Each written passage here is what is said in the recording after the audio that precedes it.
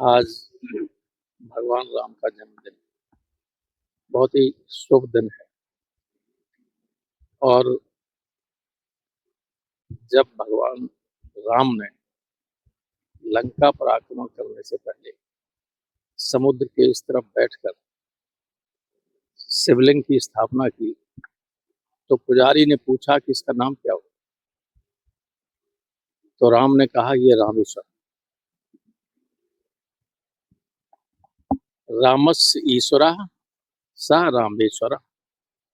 तो कैलाश पर बैठे हुए शंकर हंसे। पार्वती ने कहा कि क्या बात। उन्होंने कहा, रामा यस्य ईश्वरा स रामेश्वर। राम ने तो कहा कि जो राम के ईश्वर हैं वो रामेश्वर है, लेकिन भगवान शंकर ने कहा कि जिसके राम ईश्वर हैं वो रामेश्वर है। तो इसका अपना महत्व है, पौराणिक महत्व है, और लोगों की जन जन की भावनाएं जुड़ी हुई हैं। इसलिए केदारेश्वर महादेव पर भगवान राम की उनके जन्मदिन पर आज, शुभ दिन पर आज उनकी मूर्ति की स्थापना हुई, प्रतिष्ठा। भगवान कृष्ण योगेश्वर, भगवान विष्णु के संपूर्ण अवतार इस पृथ्वी पर भगवान कृष्ण ही हैं। और उनके शिष्यों ने, पांडवों ने ही वहां केदारनाथ की स्थापना की। उनकी मूर्तियां केदारनाथ में हैं और केदारेश्वर महादेव में भी वही मूर्तियां हैं। कृष्ण भगवान की मूर्ति भी है, लेकिन बहुत प्रमुखता के साथ इन दोनों अवतारों की आज यहाँ प्रतिष्ठा की गई है। हम सब उनको नमन करते हैं और प्रभु से ये प्रार्थना करते हैं कि देवादेव महादेव की कृपा बनी रहे और पूरे राज्य पर, पूरे देश पर भगवान की कृपा बनी रहे, ताकि जो संकट आने वाला है देश के ऊपर वो निपट सके उससे। देखिए उसमें देखिए, शांति के अलावा कोई, शांति का कोई विकल्प होता ही नहीं। युद्ध सिर्फ विनाशकारी होता है। पहले युद्ध होता था तो जो देश लड़ते थे उन्हीं का नुकसान होता था। ये युद्ध ऐसा है जो सारी दुनिया को परेशान करने वाला है। सारी दुनिया की अर्थव्यवस्था डामाडोल हो गई। आधुनिक युग में जो एनर्जी की सप्लाई है वो लगभग 80% मिडिल ईस्ट से ही होती है, और उस पर रोक लगे इससे ज्यादा खराब स्थिति है। रोक लगनी तो खराब है ही।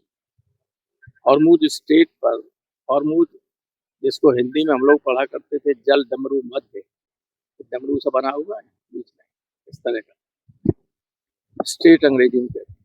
तो हॉर्मुज स्ट्रेट पर रोकने से तो 20-25% ही ऑयल की सप्लाई बंद होती है, लेकिन जो जहां से सारी दुनिया के लिए जाता है, पैदा होता है, वो सारे ठिकाने या तो इजराइल और अमेरिका नष्ट कर रहा है या ईरान नष्ट कर रहा है, जहां पैदा हो रहा है। तो अभी उतना नहीं, असर तो होने लगा, लेकिन महीने 2 महीने बाद, क्योंकि जो ये नष्ट हुई है रिफाइनरी, वहां जहाँ तेल का प्रोडक्शन होता है, वहां से क्रूड ऑयल आता है, उनको बनाने में 20 साल लग जाए, तो इसका बहुत ही दूरगामी दुष्परिणाम होने वाला है। और लोगों को तैयार रहना चाहिए। अखिलेश जी ने कल कहा था कि हमने कहा है कि हम लगता है पीछे फिर जा रहे हैं। लोगों को लकड़ी और चूल्हा तैयार रखना चाहिए, क्योंकि एक स्थिति ऐसी आ सकती है जब तेल की आपूर्ति बहुत कम हो मिडिल ईस्ट से, तो हमारे यहाँ इतना बहुत पैदा होता नहीं जा रहा, तो कष्ट हो गई और होने लगा। हालांकि गवर्नमेंट कह रही है कि भंडार है तो पेट्रोल पंप क्यों मना कर रहे हैं? मिल ही नहीं रहा। इन्हें पूछिए, जब तक पैसा नहीं दोगे, पैसा दो तो आएगा, आएगा भी कि नहीं आएगा, ये आशंका बनी है। बहुत ही गंभीर संकट होने वाला है लोगों के साथ। इसीलिए प्रभु से प्रार्थना की मैंने कि प्रभु संकट को दूर करो, क्योंकि जो संकट दूर कर सकते हैं वे कोई काम नहीं कर रहे, वे कोई मध्यस्थता नहीं कर रहे। ऑल पार्टी लीडर्स में हमारे नेताओं ने पूछा, तो उन्होंने कहा कि ये मिडिल मेल का काम हम नहीं करते, मिडिल मैन का काम नहीं करते। जब इन्होंने ये कह दिया तो ट्रंप ने कहा कि पाकिस्तान और टर्की की ही मध्यस्थता हम स्वीकार कर सकते हैं। आपको कही तो ये स्थिति है हमारी इस वक्त। क्या कहें, देश के सामने संकट है, लेकिन इस संकट को पैदा करने का एक कारण हमारी सरकार की गलती है।